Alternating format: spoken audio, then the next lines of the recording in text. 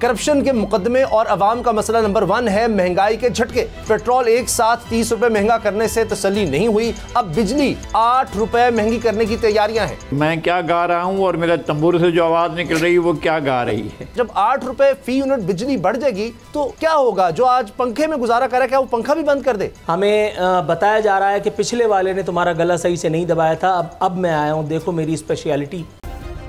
Subscribe करें और bell दबाएं ताकि कोई खबर रह न जाए।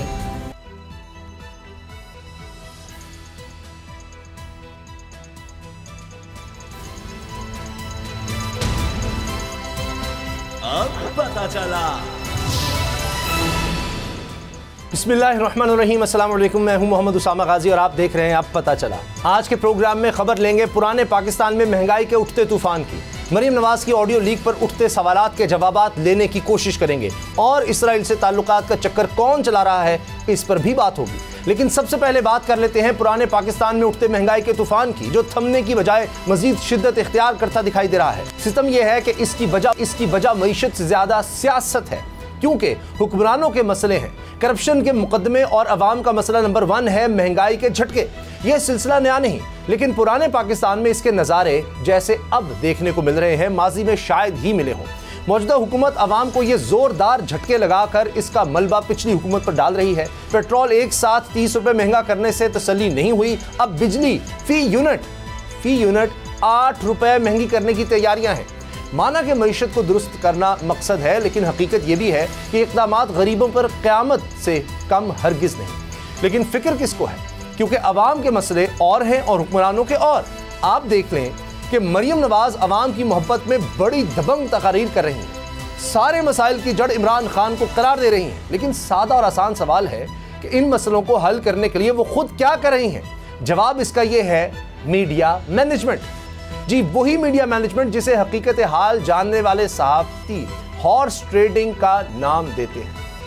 इल्ज़ाम यह भी है कि जैसे सियासत में हॉर्स ट्रेडिंग के ताने बाने छांगा मांगा और नवाज शरीफ से मिलते हैं, वैसे ही सहाफ़ती हॉर्स ट्रेडिंग की सारी कड़ियाँ मरीम नवाज पर जाकर ख़त्म हो जाती हैं। आप देख लें कि अब तक मरीम नवाज की जितनी भी ऑडियोज़ लीक हुई, इसकी बुनियाद पर यह कहा जा सकता है कि इमरान खान पर तनकीद के बाद ये उनका दूसरा पसंदीदा काम है। पनामा में भी मनपसंद खबरें चलाने पर चैनल्स को अरबों रुपए के इश्तिहारात से नवाजा गया और अब भी ये धंधा जारी है। मुसद्दिक मलिक कहते हैं कि हुकूमत के पास जहर खाने के पैसे नहीं। सच मान लेते हैं, मगर अवामी सवाल ये है कि इन हालात में झूठे और महंगे इश्तिहारात के लिए पैसे कहाँ से आ गए? ये खुला तजाद चीख कर कह रहा है कि अवाम के मसले और हैं और हुक्मरानों के और। अवामी मसलों को हल करने के लिए कुछ हो ना हो, हुक्मरानों के मसलों को हल करने पर जोरों शोर से काम जारी है, जिसकी गवाही आज मनी लॉन्ड्रिंग केस के स्पेशल प्रोसिक्यूटर के सनसनीखेज इंकशाफात हैं। जनाब वज़ीर आज़म शहबाज शरीफ और इनके साहबजादे वज़ीर आला पंजाब के दामन से ये दाग धोने के लिए निज़ाम मरा जा रहा है। सवाल यह है कि इस कारिस्तानी का खमियाजा किस किस को भुगतना पड़ेगा? अवाम के मसले कौन हल करेगा? इसी से आगाज़ करेंगे। नज़ीर लगारी, नूरुल आरफीन मेरे साथ। लगारी साहब, ये जो जुमला है कि जी हुकूमत के पास तो जहर खाने के भी पैसे नहीं हैं, मैंने इस पर ज़रूर आपकी राय लेनी है। लगारी साहब, अब 137 के लिए तो पैसे नहीं थे और कहते थे एक पैसा नहीं बढ़ाने देंगे, अब 180 रुपये हो गया और आपने सुन लिया बाकी भी बयानात क्या हैं कि हर चीज़ का पता है कि आटा भी महंगा होता है, सब चीज़ें महंगी होती हैं। अब सिर्फ नोटिस लेना रह गया और शहबाज शरीफ साहब ने नोटिस ले लिया कि आटा क्यों महंगा हो रहा है। असल में बाद दफ़ा एक फ़ारसी की ज़रबुल मिसल याद आती है, मन चेमी सरायम व तंबूर है मन चेमी सरायत, कि मैं क्या गा रहा हूँ और मेरे तंबूर से जो आवाज़ निकल रही है वो क्या गा रही है। तो ये हमारे हुक्मरान जो हैं, एक वक्त में एक सुर लगाते हैं, दूसरे वक्त में दूसरा सुर लगाते हैं। एक जगह पर बैठे होते हैं तो उनका सुर दूसरा होता है, और जब वो एक और मनसब पर चले जाते हैं तो उनका सुर दूसरा होता है। यही सूरत हाल रही है पाकिस्तान की। और हम इनको भी, चूँकि इनको पैसे नहीं हैं जहर खाने के, कितने लोगों के लिए जहर चाहिए, पैसे कम से कम हम अदा कर देते हैं। अगर किसी ने जहर खाना है तो हम बंदोबस्त कर देते हैं कि भाई जहर ही खा लें, लेकिन ऐसा नहीं है। हम नहीं चाहते कि किसी की मौत वाक़ई हो। मुझे अफसोस है कि अब मौजूदा हुक्मरान भी सबका हुक्मरानों से मुख्तलिफ नहीं निकले और इन्होंने जो है उनसे माजी से सबक नहीं सीखा। ये पाकिस्तान के ऊपर वबा के तौर पर जो हुकूमतें यके बाद दीगरें नाजिल हुई हैं, ये एक बीमारी की सूरत में आई हैं जो मुल्क की मईशत को, मुल्क में कानून को, मुल्क में रूल ऑफ लॉ को, मुल्क में एक अच्छी सोसाइटी के क़याम के ख्वाब को ये हुकूमतें खाती चली जा रही हैं। और इनके पास अपने मुल्क के अज़ीम हुस्न को और अज़ीम, मैं कहता हूँ कि पाकिस्तान के अंदर आप बहुत से शोबे ऐसे हैं जहाँ पर आप अरबों डॉलर कमा सकते हैं। दुनिया के खूबसूरत मकामात, यार 6 दुनिया की बुलंद तरीन चोटियाँ 10 में से वो आपके पास हैं। दुनिया के बेहतरीन झीलें, आंसू झील से लेकर सैफुल मुलूक से लेकर दुनिया के हसीन तरीन झीलें आपके पास हैं। दुनिया के बेहतरीन ग्लेशियर्स आपके पास हैं। दुनिया की हसीन सैरगाहें आपके पास हैं। आप पूरी दुनिया को एक तहफ़्फ़ुज़ का एहसास दिलाकर बुलाएं तो सही, आपके पास तो अरबों डॉलर आ सकते हैं। कोई हुकूमत इस तरफ नहीं जाती है। और हम एक टेरराइज करते हैं सोसाइटी को कि सोसाइटी खौफ में रहे, सोसाइटी डर में रहे। इस डर में रहे कि पता नहीं कब क्या जो हो जाएगा, इस डर में रहे कि पता नहीं कब कौन सा हुक्मरान आ जाएगा और इससे भी ज़्यादा बददिमाग हुक्मरान आ गया तो हम क्या करेंगे। हम इस खौफ में रहते हैं, एक हुक्मरान को भुगतते हैं फिर दूसरा हुक्मरान आ जाता है। तो ये है सूरत हाल। बाद जुमले जो हुक्मरान ख़ुद अदा करते हैं बाद दफ़ा उनके गले पड़ जाते हैं। उनको पता नहीं है कि ये कह रहे हैं कि जहर खाने के पैसे नहीं हैं। तो भाई अगर ये सूरत हाल है तो फिर आपको कोई और रास्ता अख्तियार कर लेना चाहिए। सचमुच किसी से उधार ले लें जहर के पैसे जो हैं। तो इस तरह से तो हुकूमत नहीं चलेंगी ना। अगर हुकूमत चलानी है तो ये देख लें कि आवाम के दुख क्या हैं, दर्द क्या हैं, परेशानियाँ क्या हैं। हम नहीं कहते कि माजी के हुक्मरानों ने आसमान से जो है वो तारे तोड़ कर लाए थे, या दूध और शहद की नहरें बह रही थी, या अर्जानी ही अर्जानी थी। उनने गिरानी के पहाड़ तोड़े और इनने आकर उसके ऊपर एक पहाड़ पे पहाड़ रख दिया। तो लोग कहाँ जाएं बेचारे, उनकी ज़िंदगी कैसे गुजरेगी।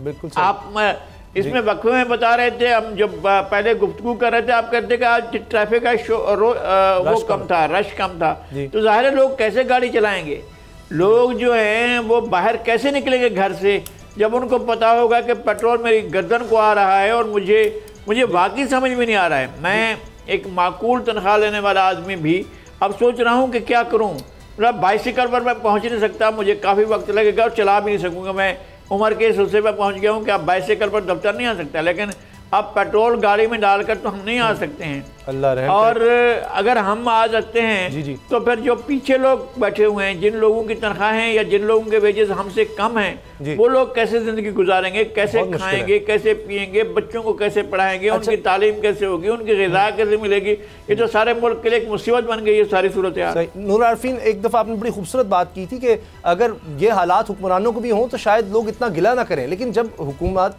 के लोग ये कह रहे हैं कि हुकूमत के पास, लगारी साहब तो ज़ाहिर है नरम दिल आदमी, उन्होंने कहा नहीं हम नहीं चाहते कोई जहर खाए, लेकिन हुकूमत की बात हो रही है, किसी शख्स की नहीं, हुक्मरान की नहीं, हुकूमत के पास जहर खाने के लिए भी पैसे नहीं हैं। ये स्टेटमेंट है एक वज़ीर की। और पीएम हाउस के लिए पैसे मौजूद हैं, मैंने वो खुद डॉक्यूमेंट्स देखे हैं जिनमें वो ग्रांट वगैरह की मरम्मत है या कुछ इस तरह का काम। हेलीकॉप्टर पे आते हैं मौसूफ पेशियों के लिए, 5 कैंप ऑफिसेज मौजूद हैं, पेट्रोल मौजूद है, कोई 1 लीटर भी कम नहीं हुआ जितना भी सैंक्शन किया जाता है, जितने भी बड़े अफसरान कह लें, बड़े अहदेदार कह लें, सब के लिए वहीं का वहीं है। तो अब 8 रुपये बिजली भी, अब लगारी साहब का जिस तरह फरमाना था, मैंने खुद महसूस किया है, शायद साइकोलॉजिकली मैं खौफजदा हो गया हूँ। वही बात लगारी साहब की, अब हमारे जैसे लोग भी पेट्रोल डलवाते हुए समझ रहे हैं कि मैं अब गाड़ी को भी एहतियात से चला रहा होता हूँ कि अच्छा कहाँ इसका बहुत ज़्यादा कम, सबसे कम पेट्रोल कहाँ खाएगी। यकीन जाने ऐसे वो मेरी अहलिया जो है मेरा मजाक उड़ाने लगी कि आप तो इतने खौफजदा हो गए हैं। तो मैं कोशिश कर रहा हूँ कि किस तरह अब मैनेज किया जाए। तो जब ये हालात हम जैसे लोगों के हैं, हम अल्लाह का बड़ा शुक्र है, लेकिन उसके बावजूद ये हालात हैं, तो जब 8 रुपये फ़ी यूनिट बिजली बढ़ जाएगी तो क्या होगा। जो आज पंखे में गुजारा कर रहा है, क्या वो पंखा भी बंद कर दे। हम असीरों की जो कहते हो रिहाई होगी, हम असीरों की जो कहते हो रिहाई होगी, ये खबर झूठ है, दुश्मन ने उड़ाई होगी। हम गरीबों का अमीरों पे अभी तकिया है, हम गरीबों की अभी और पिटाई होगी। मेरे भाई नाम बदल बदल करके बदला ले रहे हैं। जैसे मैंने पिछले प्रोग्राम में कहा, हमें बताया जा रहा है कि पिछले वाले ने तुम्हारा गला सही से नहीं दबाया था, अब मैं आया हूँ, देखो मेरी स्पेशलिटी। आपने मुसद्दिक मलिक की बेचारगी का तस्करा किया, जिन्होंने कहा कि हुकूमत के पास जहर खाने के लिए पैसे नहीं है। मैं लाइव टेलीकास्ट हो रहा है, मैं आज अभी इसी वक्त चलते शो के दौरान 10,000 रुपये डेडिकेट करने का ऐलान करता हूं। जिस वजीर को जहर खाना है, 10,000 में कम से कम पूरी काबीना फारिग कर सकता हूं। आज अभी इसी वक्त आप जहर खाइए, क्योंकि आपको शर्म तो आने की नहीं। वज़ीरों को अगर शर्म आ जाती तो हुकूमतों की ये हालत नहीं होती, आवाम के ये हाल नहीं होते। आप पेट्रोल का जो दुखड़ा मुझे सुना रहे हैं, मैं चाह रहा था कि कोई मुझसे ये बात ना करे, लेकिन मैं क्या करूं कि पिछले कई रोज़ से ये जो फ्रस्ट्रेशन है मेरे जहन पे भी सवार है। मैं वाकई अब ये सोचने लगा हूं कि जब लगारी साहब, उसामा गाजी और नूरुल आरफीन इस तरह की बातें कर रहे हैं, तो फिर एक आम आदमी बेचारा जिसके घर में 3 बच्चे हैं, जिसका किराए का मकान है, जिसके एक बच्चे के बाद अगर खुदा न खास्ता दूसरे बच्चे की तबीयत ख़राब हो जाती है, फिर वो क्या करेगा? वो मुसद्दिक मलिक के बयान को अपनी नज़रों के सामने रख कर के आंसू नहीं बहाएगा, वो इन लोगों के खिलाफ FIR नहीं काटेगा। ये कह रहे थे, अभी आपने जो साउंड बाइट चलाया, ये कह रहे थे कि हम 1 रुपया बढ़ाने की इजाज़त नहीं देंगे। 30 रुपये बढ़ाने की इजाज़त इनको किसने दी? मरियम नवाज़ जलसे में खड़ी होकर कह रही थी कि नवाज़ शरीफ इस तरह से नहीं करता। मरियम नवाज़ इसी सरजमीन पर हैं और मज़े की बात, उनको ख्वाजा आसिफ के कहे के मुताबिक वो नहीं आ रही जो ख्वाजा आसिफ चाहते थे कि दुनिया के दीगर लोगों को आ जाए। मरियम नवाज़ खिताबात करती फिर रही हैं, मरियम नवाज़ जलसे करती फिर रही हैं, और मेरी समझ में ये नहीं आ रहा कि मरियम नवाज़ की तवज्जो आजकल है कहाँ। उनको किसी ने क्यों नहीं बताया कि 30 रुपये बढ़ने के बाद मुसद्दिक ये जो हमारे मिफ्ता इस्माइल साहब हैं, प्रोफेसर डॉक्टर मिफ्ता इस्माइल, इनका ये दहशत आमेज़ बयान कि अभी पेट्रोल के नर्ख मज़ीद बढ़ेंगे, इससे कितने लोगों का हार्ट फेल हो सकता है। आज जो 8 रुपए पर यूनिट बिजली का आपने बढ़ोतरी की बात की है, भाई इनको किसी ने ये क्यों नहीं बताया कि ये जिस पाकिस्तान में हमें दोबारा ले करके चले गए, एक मरतबा फिर वही सब दुखड़ा सुनाया जा रहा है कि इमरान खान बुरा था। यार, हम इमरान खान से तंग थे कि कोई काम करने के बजाय पिछली हुकूमतों में तबर्रा। इमरान खान गया, प्रोफेसर, डॉक्टर, अल्लामा, रिसर्चर लोग आए, चार्टर्ड अकाउंटेंट्स आए, उनके पास भी यही गाना है, तो फिर हम जाएं कहाँ? अच्छा, किससे फरियाद करें, किससे मुंसिफी चाहें? यहाँ कोई आवाम की परेशानी जी। अच्छा, अब जो आपने मुंसिफी की बात की, तो वहाँ से मुझे ये याद आ गया कि मरियम नवाज़ साहिबा बहुत मसरूफ़ हैं, और अब चूँकि उनके चचा नोटिस ले रहे हैं आटे की कीमत बढ़ने का, मुझे भी समझ नहीं आती कि हमारे ही प्रोग्राम में हम इमरान खान पर शदीद तनकीद करते थे कि जी वो जिस चीज़ का नोटिस लेते हैं चीज़ बढ़ जाती है। अब क्या शहबाज शरीफ भी वही कर रहे हैं? लेकिन मरियम साहबा के नोटिस में एक चीज़ बहुत ज़्यादा है, वो क्या है, वो किस तरह से मैनेज कर रही हैं चीज़ों को, वरना पता नहीं उनके चचा के लिए कितनी मुश्किलात हो जाएँ। आपको सुनवाते हैं कि मरियम साहबा क्या मैनेज कर रही हैं। आपके ऊपर डिपेंड करती हूँ, मैं नहीं जानती। अभी सेक्रेटरी इंफॉर्मेशन से बात करें, PID से बात करें और उनको कहें कि अगर आप नहीं मानते तो मुझे प्राइम मिनिस्टर से बात करनी पड़ेगी। मैं मैनेज कर रही हूँ, मीडिया मेरे हाथ क्यों बांध के रखते हैं? मैं आपके ऊपर डिपेंड करती हूँ, मैं नहीं जानती। अभी सेक्रेटरी इंफॉर्मेशन से बात करें, PID से बात करें और उनको कहें कि अगर आप नहीं मानते तो मुझे प्राइम मिनिस्टर से बात करनी पड़ेगी। मैं मैनेज कर रही हूँ, मीडिया मेरे हाथ क्यों बांध के रखते हैं? लगारी साहब, अगर मरियम साहबा के हाथ ना बंधे हों तो सब कुछ मैनेज हो सकता है। अभी करोड़ों के इश्तिहार आप देख रहे हैं, रोज़ाना की बुनियाद पर आ रहे हैं अपने मनपसंद अखबारात और टेलीविज़न्स पर, और जो कोई तनकीद करेगा तो उसको तो फिर इश्तिहार उस तरह से नहीं मिलेंगे, और अगर आप TV पर और मीडिया में सब चीज़ें दबा देंगे तो सब अच्छा नज़र आएगा। लगारी साहब, ये तो अच्छा तरीका है, हाथ ना बांधे मरियम साहबा के, देखें वो कैसा मैनेज करती है मीडिया। लेकिन हाँ, इन खदशात का इजहार हमने पहले भी किया था जब ये हुकूमत में थे। पहले तो हम ये कह रहे थे कि कुछ मखसूस मीडिया ग्रुप और ये ख़ुद, अगर इनका आपस में कोई नेक्सस बनता है तो पाकिस्तान के लिए ख़तरनाक होगा, और मुझे ये सूरत हाल नज़र आ रही है। और गॉड सेक, आप एक ऐसे वक्त में आए हैं जब आपको इतनी मुश्किलात का सामना है, जब आप देख रहे हैं कि इकनॉमी बैठ रही है, जब आप देख रहे हैं कि चीज़ें आपके हाथ से मैनेज नहीं हो रही हैं, जब आप देख रहे हैं कि तकरीबन 1.5 महीने के बाद आपको एक गवर्नर लगाने का मौका मिला है, जब आप देख रहे हैं कि हवा मुखालिफ चल रही है, उसके बाद भी आप इस तरह की गुफ्तगू जो है वो कर रहे हैं। और मेरा ख्याल है, जहाँ तक मुझे नहीं मालूम कि ये बात किसके साथ हो रही है, ज़ाहिर है वज़ीर इत्तलात के साथ हो रही होगी, शायद मरेंग और औरंगज़ेब होंगी दूसरी तरफ, उनको से कह रही होंगी कि आप सेक्रेटरी इन्फॉर्मेशन से बात करें, PID से बात करें, या आप प्रिंसिपल इन्फॉर्मेशन ऑफिसर से बात करें, वरना फिर मैं वज़ीर-ए-आज़म से। मुझे समझ में नहीं आ रहा है आपको इतना क्यों शौक़ है मीडिया को मैनेज करने का।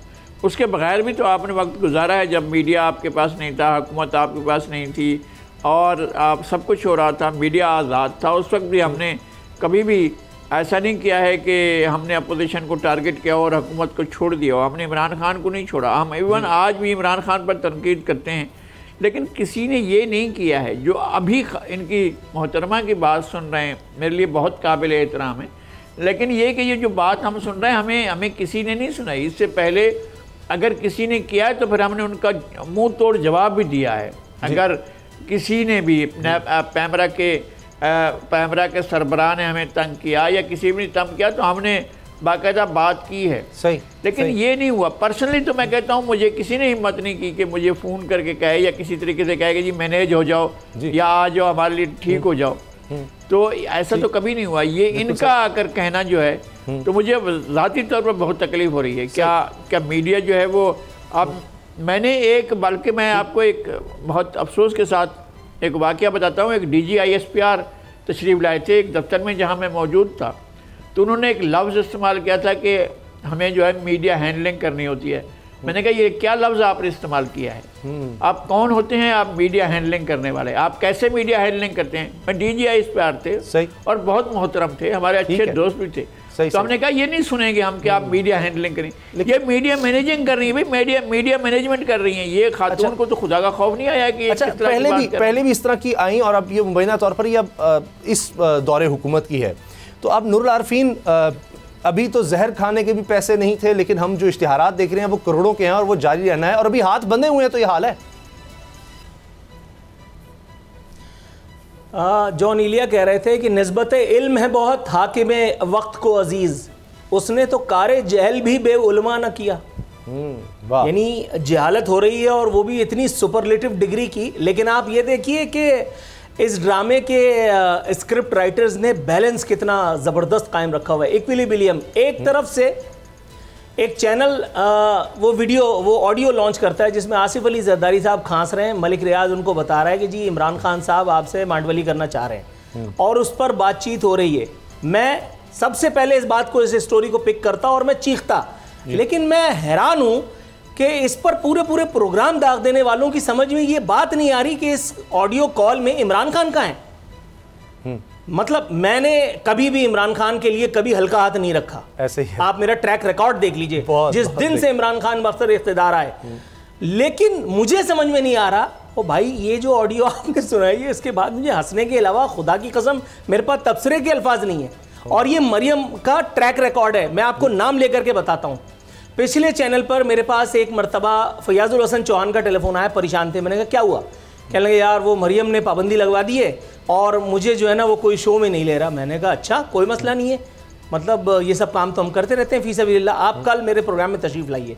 मैंने उनको प्रोग्राम में बुलाया, उसके बाद फिर देमार 4:30 हुआ, उसके बाद फिर जनाब नोटिस लिया गया। खैर नोटिस क्या होता, हमने वो प्रोग्राम करके हम निकल गए। उसके बाद फिर बाकायदा दूसरे चैनल्स पे उनकी अपीयरेंसेस शुरू हुई, वहाँ पे भी टेलीफोन कॉल्स बकौल फयाजुल हसन चौहान के कि वहाँ पे भी उनको ना बिठाने की फरमाइश की जाती रही। और ये एक मैं तो नाम बता रहा हूँ क्योंकि मैं एक आदमी से मेरी गुफ्तगू हुई थी, ऐसे मुतअद्दिद लोग होंगे।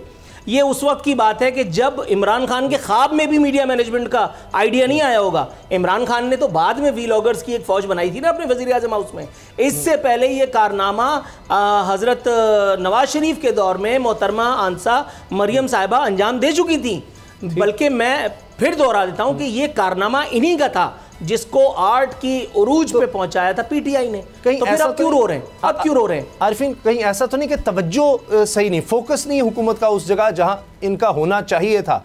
फोकस कहीं और मीडिया मैनेजमेंट पे फोकस है कि जो भी हम कर रहे हैं कारकर्दगी सिर्फ मीडिया में मच्छी दिखा दें तो कुछ नहीं होगा। ये एक बहुत बड़ा सवाल है, इस हवाले से बात करेंगे। और इसराइल एक वफ्द गया पाकिस्तान को, इसराइली सदर कहता है कि जी बड़ी ज़बरदस्त तब्दीली है पाकिस्तान में कि पाकिस्तानी वफ्द आया। उसके बाद हुकूमती सतह पर इसका नोटिस भी लिया गया। क्यों हुकूमत को ये करना पड़ा, ट्रेक के बाद बात करते हैं।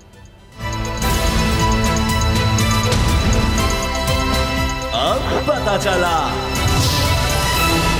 हाल ही में मीडिया में कुछ गुफ्तगू इस तरह से होना शुरू हुई, बहसों बायसा हो गया कि जी इसराइल एक वफ्द गया पाकिस्तानियों का, तस्वीर भी सामने आई, टेलीविजन पर प्रोग्राम भी होने शुरू हुए। लेकिन बात अचानक फिर ज़्यादा बढ़ गई जब इसराइल के सदर ने कहा कि पाकिस्तानी वफ्द का इसराइल आना, हमसे मुलाकात करना ये बहुत अच्छी तब्दीली है।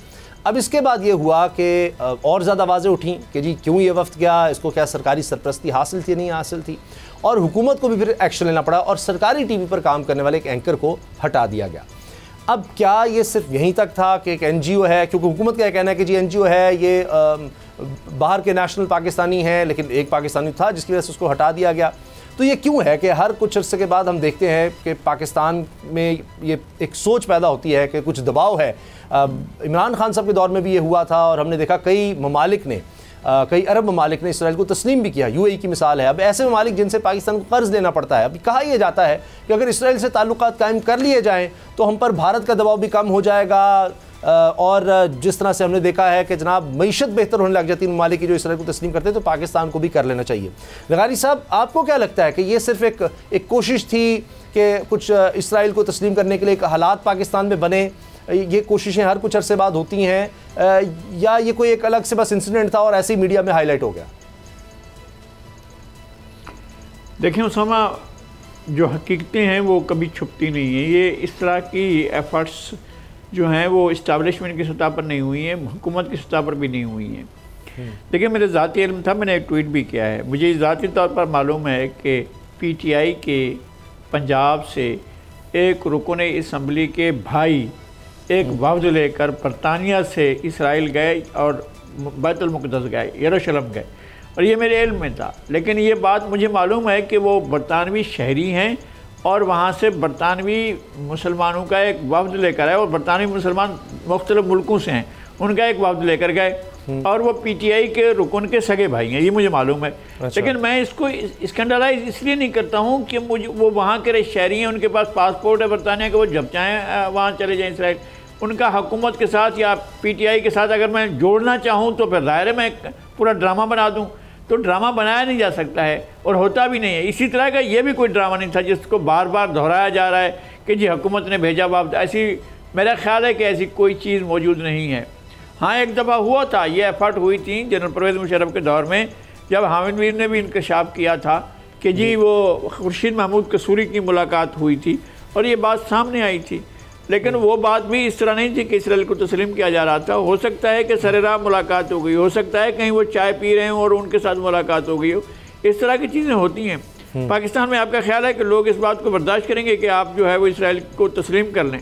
मुझे उसके ठीक या गलत होने पर बहस नहीं है, और मैं इस बात के हक़ में नहीं हूँ कि जब तक आपके मसाइल हल नहीं होते हैं, जब तक फ़लस्तीनियों को उनकी आज़ादी नहीं मिलती है, जब तक फ़लस्तीन को एक मुकम्मल रियासत तौर पर तस्लीम नहीं किया जाता है, जब तक गज़ा और गरब उर्दन के इलाकों में, जबकि बैरूत के अंदर जब फ़लस्तीनियों पर मुज़ालिम के पहाड़ ख़त्म नहीं होते हैं, आप इसराइल को तस्लीम करें और इसराइल के साथ कुछ ताल्लुकात कायम करें। मुझे नहीं लगता है कि ऐसा हो सकेगा, और ना मैं उसके हक़ में हूँ किसी सूरत में भी कि फ़लस्तीनियों को आज़ादी मिले बगैर हम बात करें।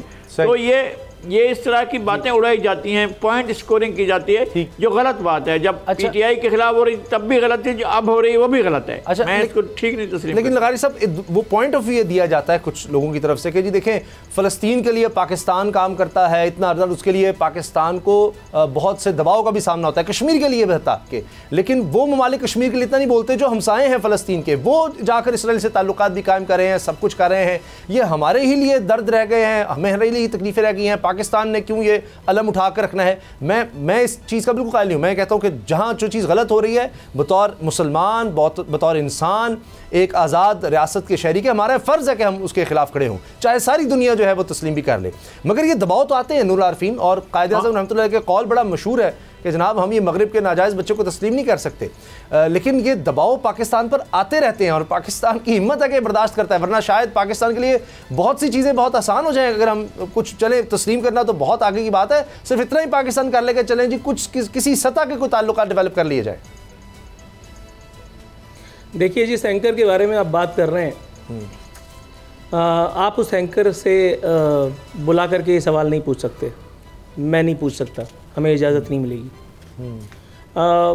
वो एंकर उसको जो नौकरी दिलवाता है, उसको जो इस्तेमाल करता है, मैं ये ज़ाती हैसियत में इसलिए जानता हूँ क्योंकि एक मरतबा मेरी लॉटरी निकलने वाली थी दौरे स्ट्रगल में। अच्छा। मेरी सारी चीज़ें तय हो गई थी, एक जगह मैंने मॉक रिकॉर्ड करवा दी, सारी चीज़ें हो गई, एक चैनल की मैनेजमेंट ने ओके कर दिया, सब कुछ हो गया। उसके बाद एक मुक़द्दस टेलीफोन कॉल आई और उस चैनल की मैनेजमेंट उस मुक़द्दस टेलीफोन कॉल का वज़न बर्दाश्त न कर सकी। 1300 सीसी गाड़ी का जो वो ख्वाब था वो मेरी आंख में ही पार्क हो गया और इन मौसूफ को जो है वो नौकरी वहाँ मिल गई। अच्छा। वही अल्लाह करके ये वहाँ जा कर के बैठ गए और उसके बाद जो प्रोपेगेंडा इन्होंने शुरू किया, जाहिर है कि जो नौकरी दिलवाएगा फिर वो आपसे काम भी तो लेगा, फिर इन्होंने काम करना शुरू किया। ये बाहर की फ़्लाइट है, इसमें कोई दो राय नहीं है, ये लोकल आदमी नहीं है, हम हमारी तरह पुलिया के उस पार से नहीं आए हैं। स्ट्रगल इस तरह से, अब जिस तरह से हम घसीटते हुए आज तक कर रहे हैं, उस तरह से इन्होंने ख्वाब में भी नहीं सोची। आप इनसे नहीं पूछ सकते। चलिए, हर दफ़ा इसी तरह का कोई आदमी क्यों इस्तेमाल होता है? खुर्शीद महमूद कसूरी इंडिविजुअल कैपेसिटी में उसकी ज़रूरत थी कि जाकर के मुशर्रफ के दौर में उठ करके और मुसाफा कर लेता किसी इसराइली से। ये सब किसी न किसी जगह से या तो आशीर्वाद होती है या तो नॉलेज में ला करके कहीं ना कहीं किया जाता है। पाकिस्तान में किसी की मजाल है कि किसी से ये बात ख्वाब में भी सोते हुए कर दे कि यार वो इसराइल को तस्लीम हमें कर लेना चाहिए? मुमकिन है? हम भारत की फ़िल्मों को देख करके अपनी छुट्टियां गुजारते हैं, ठीक है, हम इस हद तक बेहिस ज़रूर हो गए, लेकिन क्या ये मुमकिन है कि कोई पाकिस्तानी कश्मीरी भाइयों के दर्द से नाआशना हो? क्या ये मुमकिन है कि कोई हुकूमत इंडिया की जो बेगैरती है, जो बेहिसी है वहाँ की मोदी सरकार की टुवर्ड्स कश्मीरीज़, उसका तस्करा किए बगैर रह सके? ये मुमकिन नहीं है किसी बाशऊर मुसलमान के लिए, या बाशऊर भी छोड़ो, किसी मुसलमान के लिए मेरा ख्याल है ये मुमकिन नहीं है। इसराइल से ताल्लुकात की फप्तियाँ सिर्फ एक मखसूस लेवल पर कसी जाती हैं। जिन्होंने इसराइल के पासपोर्ट, हमारे पासपोर्ट को इसराइल के लिए बिल्कुल इनवैलिड कर रखा है, ये उन्हीं जगहों पे ये सारी डिस्कशंस भी होती हैं। अप्रूवल अगर खुदा न खास्ता कभी आई तो वहाँ से आएगी, उसके बाद फिर उसको मीडिया में लाया जाएगा, फिर उसके बाद इसको हुकूमतों को दे दिया जाएगा ताकि इसको पब्लिक कर दिया जाए और फिर ये मामला हो जाए। अभी तक ये नहीं हुआ और आइंदा होने का इम्कान भी नहीं है। इसलिए सिर्फ ये टेम्परेचर चेक करने के लिए इस किस्म का छिछोरापन किया जाता है ताकि मालूम किया जा सके कि अगर इस तरह का कोई शोशा छोड़ा जाए, पब्लिक तो वैसे ही परेशान है, आटा, घी, महंगाई, हमने उसको लाइन में लगा दिया, अब हम ये देखें कि हम ये सब कर सकते हैं। कश्मीर वाला मामला तो ठंडा हो गया, वो 370 आर्टिकल वाला मामला, वो सब तो चलो हो गया था तहत। अब इस तरफ दूसरा चीज़ कर रहे हैं। ये इतना आसान नहीं है, ये इतना छोटा मामला नहीं है, लेकिन दूसरी तरफ at the very same time ये इस किस्म की जो करंट चेक करने की कोशिशें होती हैं, ये भी निचले दर्जे पे नहीं होती हैं, ये भी कहीं और होती हैं। मुझे ब्रेक का कहा जा रहा है, ब्रेक के बाद हम बात करेंगे एक भारी में कि जिस तरह लगारी साहब वो कहानियाँ लेकर आते हैं, वो खबरें लेकर आते हैं जो हमें आम तौर पर मीडिया में डिस्कस होती नज़र नहीं आती हैं। हर पाकिस्तानी की जान कीमती है, पाकिस्तानी को अगवा होता है लेकिन किसी को खबर ही नहीं, कोई उस बारे में नोटिस उस तरह से क्यों नहीं लेता। इसी वाले से बात होगी ब्रेक के बाद। अब पता चला। हुकूमती सतह पर हर वक्त सियासत पर नज़र होती है कि जी अपोजिशन या मुखालफिन क्या कह रहे हैं, क्या कर रहे हैं, उन पर नज़र ज़्यादा होती है। एक आम पाकिस्तानी की कहानियाँ उस तरह सामने नहीं लाई जा रही होती। लगारी साहब, ये क्या हुआ कि पाकिस्तानी अगवा हो जाता है, और भी लोग हैं लेकिन उस पर अभी तक उस तरह से नोटिस कोई नहीं लिया गया? देखें, ये बातें इल्म में लाई जा चुकी हैं। जहाँ पर ताकत के मराकज़ हैं, जहाँ हुकूमत है, जहाँ वज़ीर आज़म है और वज़ीर ख़ारजा, वज़ीर ममलकत बराए अमूर ख़ारजा, और ख़ुद वहाँ पर मैंने भी एक ट्वीट किया है जिसमें इन तमाम को मैंने उसमें साथ लिया है कि जनाब ये बच्चा अगवा हुआ है। इस बच्चे का ताल्लुक़ जो है वो कोटला मुग़लां तहसील जामपुर ज़िला राजनपुर से है, और ये बच्चा माइक्रोबायोलॉजी में इसने PhD किया है।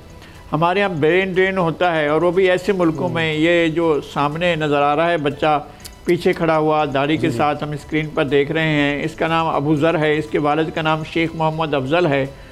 और ये बच्चा, मैंने इसको बहुत बचपन से जानता हूँ, यहाँ कराची में ये रहा है बच्चा, और बहुत ज़हीन बच्चा, बहुत ही मैं बेपनाह ज़हीन बच्चा मैंने देखा है कि जिसने बाकायदा PhD किया है माइक्रोबायोलॉजी में। और इसको ये वहाँ पर एक कंपनी है जे मेरीन्स नाइजीरिया में, और उसकी कंपनी की ट्रेन में कुछ लोग जा रहे थे, तो पूरी ट्रेन को शायद अगवा किया गया। उनमें से इस कंपनी के 62 अफराद थे, और उसमें ये अबू ज़र भी शामिल था। अबू ज़र को यहाँ अगवा किया गया, और बोको हराम तंजीम ने उसके अगवा का जिम्मेदारी भी कबूल की, और उसने कुछ मुतालबात अपनी हुकूमत को पेश किए हैं और कहा है कि जी इन लोगों की रिहाई के लिए पहले उसने 6 दिन का टाइम दिया था, अब मैंने सुना है कि शायद एक हफ़्ता उसमें बढ़ाया गया है।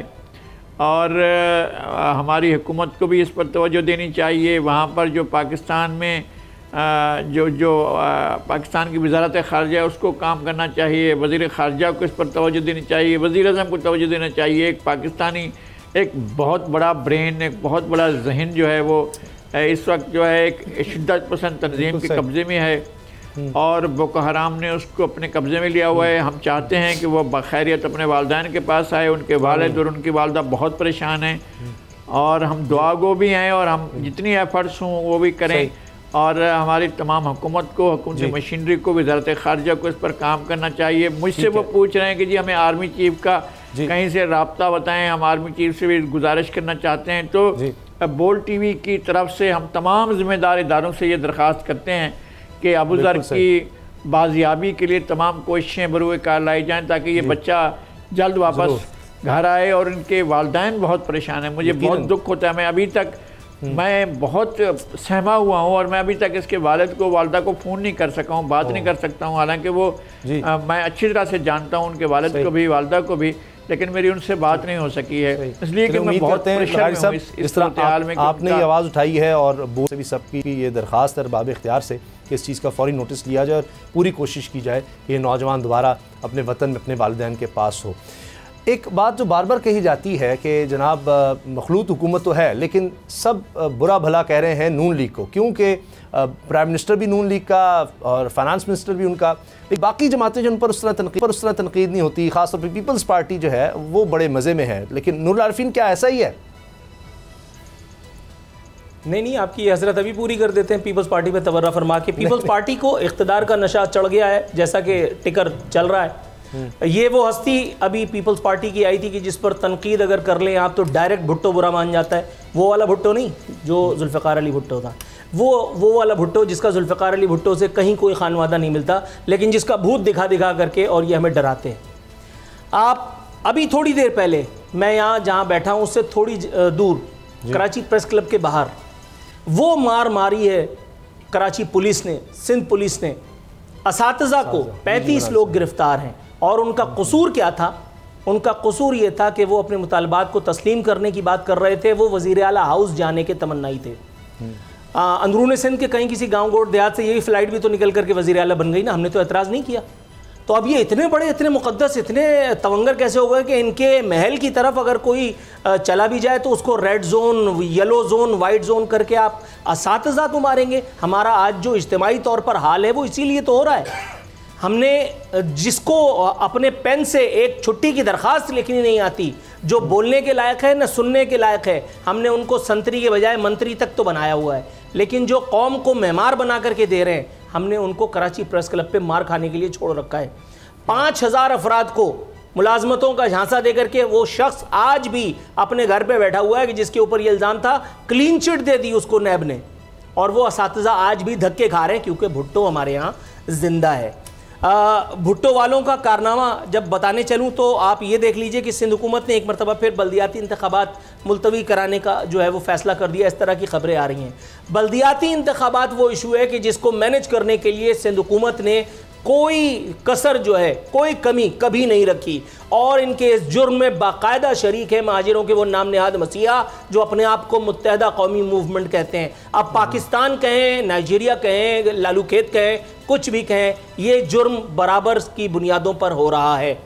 कराची में बड़ा ज़बरदस्त लतीफ़ा मैं आपको अब सुनाने जा रहा हूँ। हम पर एक एडमिनिस्ट्रेटर मुसल्लत किया गया है, यंगस्टर, एक बहुत नौजवान आदमी जिसका नाम है मुर्तज़ा वहाब जी।